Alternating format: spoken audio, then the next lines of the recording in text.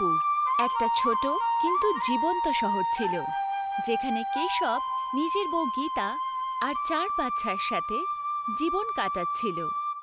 কিন্তু একদিন কেশব আর গীতা এক অপঘাতে তাদের মৃত্যু হলো। বেচারা কেশব আর গীতার ৪ বাচ্চা রাস্তায় চলে এলো। দাদা, কি হয়েছে খুকি? এখন কি মা আর বাবাকে আমরা কখনো পাবো না?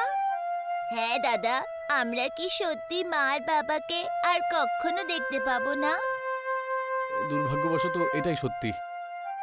দাদা, এই কষ্ট আমি আর সহ্য করতে পারছি না। মা আর বাবাকে ছাড়া আমি থাকতে পারবো না। এইভাবে বলতে নেই গোলু, মেনে নিচ্ছি যে মা বাবা আমাদের সঙ্গে এখন আর নেই, কিন্তু যদি আমরা এইভাবে হেরে যাই তাহলে ওনাদের দুজনের এটা একেবারেই ভালো লাগবে না, বুঝেছো? হ্যাঁ দাদা, ঠিক বলেছে গোলু, আমাদের হার মানা উচিত নয়। হ্যাঁ, আর সামনে আসা বিপদের আমাদের সাহসের সাথে মোকাবিলা করা উচিত। একদম ঠিক বলেছো, আমার দুটো ছোট্ট ছোট্ট বোনেরা। গীতা আর কেশবের যাওয়ার পর রাজ পড়াশোনা ছেড়ে ঘরের দায়িত্ব নিয়ে নিল।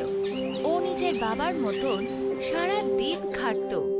এরপরেই মিনু, টিনু আর গোলুর পড়াশোনার খরচও বাড়তে লাগলো।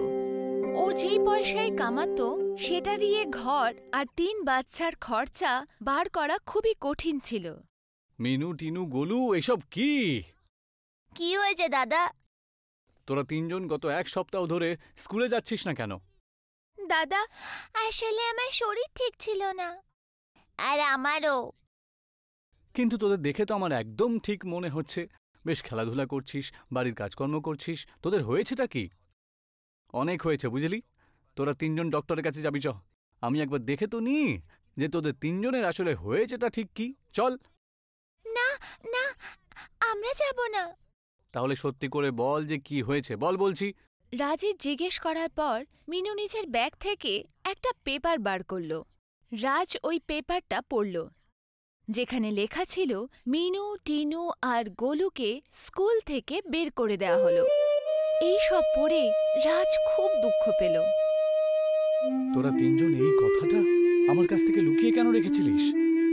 কারণ দাদা, আমরা জানি যে তুমি খুব কষ্ট করে আমাদের ৩ জনকে পড়াচ্ছ, আর যদি আমরা তোমাকে এটা বলতাম তাহলে তোমার খুব দুঃখ হতো।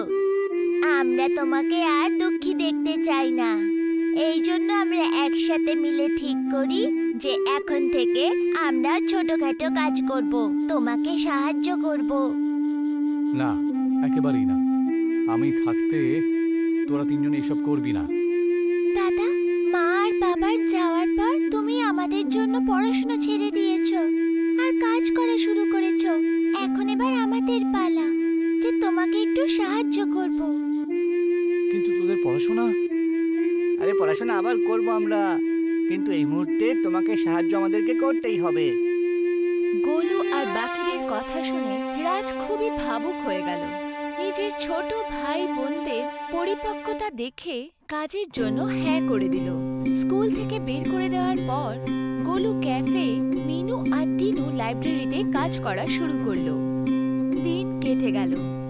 গোলু, মিনু আর টিনুর জন্য রাজের মাথা থেকে দায়িত্বের বোঝা কিছুটা কমে গেল। রাজ এই ব্যাপারে খুশি ছিল না যে ঘরের জন্য ওর ভাই বোনদের পড়াশোনা চলে গেল। একদিন রাজ, গোলু, মিনু আর টিনু কাজের জন্য বেরোচ্ছিল। ওরা ৪ জন অনেকক্ষণ ধরে বাস স্টপে বাসের জন্য ওয়েট করছিল। তখনই ওদের সবার দেখা ওদের পুরনো টিচার রাজাতের সাথে হলো। এই যে খুকিরা, আমাকে চিনতে পেরেছো? হ্যাঁ স্যার, আপনি হঠাৎ এখানে? আসলে গত সপ্তাহে আমি এখানে শিফট হয়েছি, আর এখন আমি এখান থেকে স্কুলে যাচ্ছি। আচ্ছা শোনো বাচ্চারা, তোমরা সবাই হঠাৎ করে স্কুলে আসা বন্ধ করেছো কেন? রাজাতের এই প্রশ্নে বাচ্চারা লজ্জা পেয়ে গেল, আর কিছু বলতে পারল না। কিন্তু রাজ রাজাতকে সব কথা খুলে বলল। স্কুলে বাচ্চাদের ওপর নিষ্ঠুরতার জন্য রাজাত দুঃখ পেল। এ তো ভারী অন্যায়। আরে মানছি যে পয়সা দিতে পারেনি, কিন্তু এইভাবে বছরের মাঝখানে স্কুল থেকে বের করে দেওয়াটা ঠিক না, তাই না? আপনি একদম ঠিক বলেছেন, কিন্তু আমরা কি আর করতে পারি? আমাদের কাছে তো পয়সাও নেই। বাধ্য হয়ে বাচ্চারা এরকম একটা সিদ্ধান্ত নিয়েছে যে ওরা স্কুল ছেড়ে দিয়ে ওরা আমাকে সাহায্য করবে। আমি আটকানোর অনেক চেষ্টা করেছিলাম, কিন্তু বাচ্চারা আমার কথাই শোনে না। চলুন আমরা এখন চলে যাই, আমাদের বাস এসে গেছে। রাজ আর বাচ্চারা বেরিয়ে যাওয়ার পর রাজা তো স্কুলে চলে গেল। কিন্তু স্কুল আসার পরেও ওর বেশিরভাগ মন গোলু, মিনু আর টিনুর কথার দিকে ছিল। ও ওদের জন্য কিছু করতে চাইছিল। ও সাহস করে স্কুলের প্রিন্সিপালকে গোলু, মিনু আর টিনুকে আবার ফেরত আনার কথা বলল, কিন্তু উনি মানলেন না। রাজাত রেগে গেল। এখনো সেই কথাটা স্কুলের বন্ধুদের বলল। আরে রাজাত, তোমার কি হলো? তুমি এত চিন্তিত কেন? কিছু না পুনম, এমনি। আর কিছু হয়নি নাকি? চেহারা দেখেছো নিজের? পরিষ্কার দেখাচ্ছে যে কিছু ব্যাপার হয়েছে। এবার বলো কি হয়েছে? পুনমের কথা শুনে রাজাত ওকে সব বলল। রাজাতের কথা শুনে মিনুও আপসেট হয়ে গেল। তখন পুনম রাজাতকে একটা সলিউশন দিল। খুব খারাপ হয়েছে ওই বাচ্চাদের সাথে, কিন্তু তুমি এত মন দিয়ে যদি ওদের জন্য কিছু করতে চাও, তো আমার কাছে তোমার জন্য একটা সলিউশন আছে। কি? তুমি তো ওদের ওই বাস স্টপে রোজ দেখা করতে পারো, আর ওদের ওখানে বসেই পড়াতে পারো। কি বলছো? হ্যাঁ, মানে শুনতে একটু অদ্ভুত লাগছে আর বলতেও একটু কঠিন লাগছে, কিন্তু ভেবে দেখো, তুমি ওদের রোজ দেখতে পারো, পড়াতে পারো, তারপর ওরা বাইরে থেকে পরীক্ষাও দিতে পারে, আর পাশ তো ওরা করেই যাবে। পুনমের কথা শুনে রাজাত খুশি হয়ে গেল। ও একটু টেরা কিন্তু কাজের কথা বলেছিল। পরের দিন রাজাত আবার ওই বাস স্টপে রাজ, গোলু, মিনু আর টিনুর সাথে দেখা করল আর ওদের সাথে ভালো কথা বলল। হ্যালো বাচ্চারা। Hello teacher. Hello sir. ব্যাস ব্যাস, আমি তোমাদের হ্যালো শুনতে পেয়েছি। আমি তোমাদের সাথে এখানে অন্য কথা বলতে এসেছি। কিরকম কথা রজতবাবু? কালকে তুমি যে কথাটা আমাকে বলেছিলে সেটা শুনে আমি খুব দুঃখিত ছিলাম। আমি বাচ্চাদের ভবিষ্যৎ কারোর এরকম বাজে চিন্তাভাবনার জন্য কখনো বিপদে ফেলতে পারি না, তাই না? সেই জন্য এখন আমি গোলু, মিনু আর টিনুকে পড়াশোনা করানোর দায়িত্ব নিচ্ছি, ঠিক আছে? এই কথা শুনে রাজ আর তিনজনে চমকে গেল। ওদের আনন্দও হচ্ছিল, কিন্তু ওদের মনে অনেক প্রশ্ন ছিল যে শেষ অবধি রাজাত টিচার এসব করবেন কি করে। তখনই কিন্তু টিচার, আপনি আমাদের পড়াবেন কি করে আর কোথায়? এখানে, এই বাস স্টপেতেই। এখানে মানে? হ্যাঁ, এখানে। কিন্তু স্যার, এটা কিভাবে সম্ভব হবে? আমি জানি এই সব কিছু একটু অদ্ভুত। প্রথমে শুনে আমারও তো মনে হয়েছিল অদ্ভুতই, কিন্তু এটা আমরা করতে পারি। দেখো, তোমরা সবাই প্রতিদিন সকাল ৯টার সময় এখান থেকে বেরো কাজের জন্য। তাই কাল থেকে আমরা সবাই এখানে ১-২ ঘন্টা আগে থেকেই দেখা করব। যেমন ধরো এই ৭টার সময়। এই স্টপটাও বেশ বড়, তাই না? আমরা এখানে সকালে আরাম করে বসে পড়াশোনা করতে পারি। কিন্তু স্যার, আরে কিন্তু কিছু না। দেখো, আমি নিজে তোমাদের বাড়িতে গিয়ে তোমার বাচ্চাদেরকে পড়াতে পারতাম, কিন্তু স্কুলের পরে আমার এক্সট্রা লেকচার থাকে, তার উপর টিউশনও থাকে। সেই জন্য আমি শুধু সকালেই সময় বের করতে পারি এই বাচ্চাগুলোর জন্য।